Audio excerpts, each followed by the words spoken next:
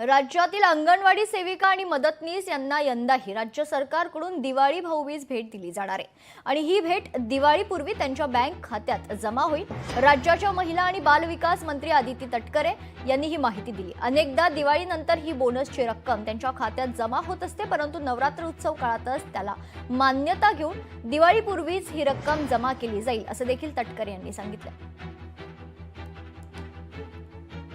पण आम्ही गेल्या 1-1.5-2 वर्षापासून हा प्रयत्न करतो की दिवाळीच्या आधी तो बोनस हा त्यांच्या खात्यामध्ये जमा व्हावा, जेणेकरून खऱ्या अर्थानं ती जी भाऊबीज भेट जी शासनाकडून दिली जात असते, विभागाकडून दिली जात असते, ही त्यांच्यापर्यंत पोहोचावी। माझ्या अंगणवाडी सेविका मदतनीस या अंगणवाडीच्या कामाच्या व्यतिरिक्त सुद्धा लाडकी बहीण योजना असेल, विविध काही ज्या योजना असतील त्याही त्या लोकांपर्यंत पोहोचवण्याचा प्रयत्न करत असतात।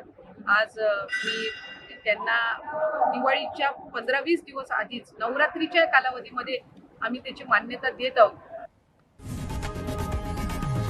लोकशाही मराठी ऐका, पहा, जागरूक रहा।